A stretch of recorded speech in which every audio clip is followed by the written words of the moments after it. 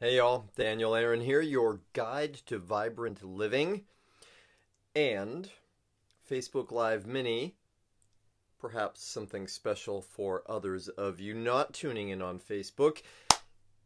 Here's how it happened. Several months ago, I was filming a show, The Art of Vibrant Living. I had a short period where I was doing these shows, kind of like a TV show, a web show. And I was hosting on the show my friend David Stringer. Dave Stringer is a great kirtan musician, Grammy-nominated musician. And we were filming the show and we were talking about entrainment, which, if you don't know the principle, it means when two energetic bodies come into proximity, they align to the same frequency. Something that happens in all kinds of aspects of life. In a clock shop where the pendulums will eventually start to get aligned, where women in a dormitory will tend to align to the same menstrual cycle, where an opera singer hits just the right pitch and that frequency shatters a crystal.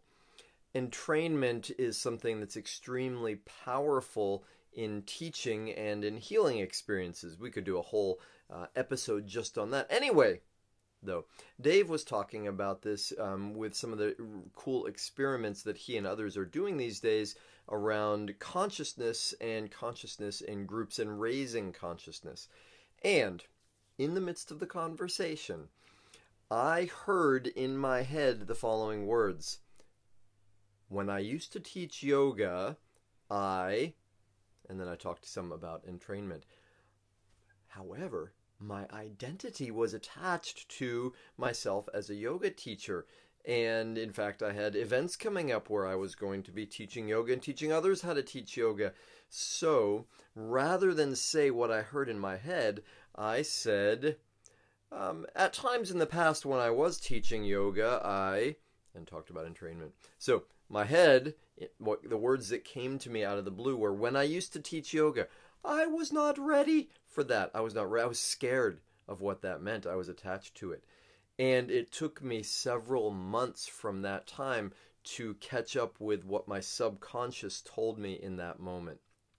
And it took a while before I was brave enough to say it, and I suppose this is the first time I'm saying it in some public way. And it's worth me mentioning clearly now, I have not quit yoga as a practice or as a lifestyle or as something that I'm teaching. What I have retired from, and I think could happen in the future, is teaching yoga asana, teaching the physical postures, which I love to do myself and I find very useful and important and still highly recommend. And personally, I've taught thousands of people how to teach, and they're awesome. And there are millions of people teaching yoga in that way around the world, and it's fantastic. My path, my dharma, my greatest gifts lie elsewhere. And it's been an evolution in the last while to discover more of what my new way of serving is and how I can do it. And it has to do with yogic lifestyle. And I have developed a yoga lifestyle certification course, which is a whole different thing. I'll tell you more about that another time. For now, though, a couple of quotations that maybe will be useful for you, because I'm guessing that you haven't just quit teaching yoga. And I am also guessing that there is some way that my story, that little bit, relates to something happening in your life right now.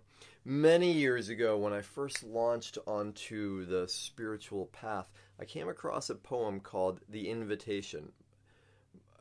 Oriah Mountain Dreamer is the writer's name. And there's a line in that poem.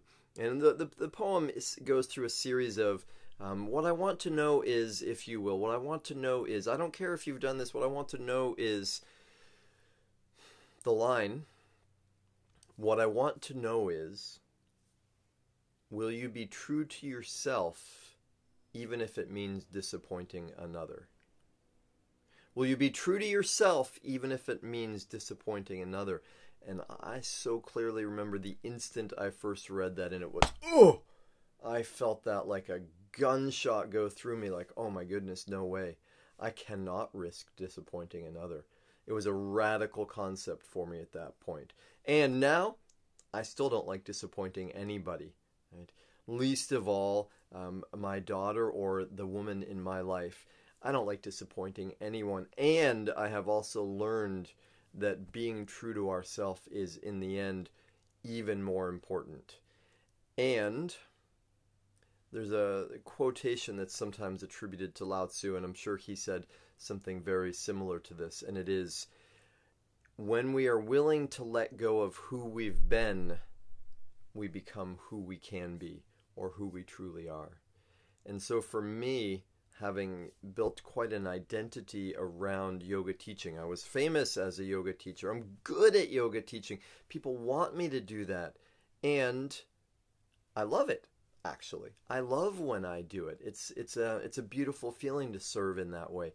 And I've learned that that's not what's truest for me right now. There is another way for me to serve that's even more powerful for me and for others. And I'll tell you more about that later, though. Again, for now, I want to know if you are willing to be true to yourself, even if it means disappointing another.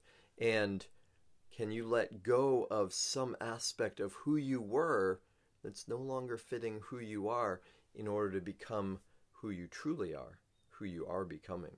That's the game. That's what makes life so juicy and alive. All right, I will leave you with those questions. Thank you for being interested in your vibrant life and for watching. See you soon.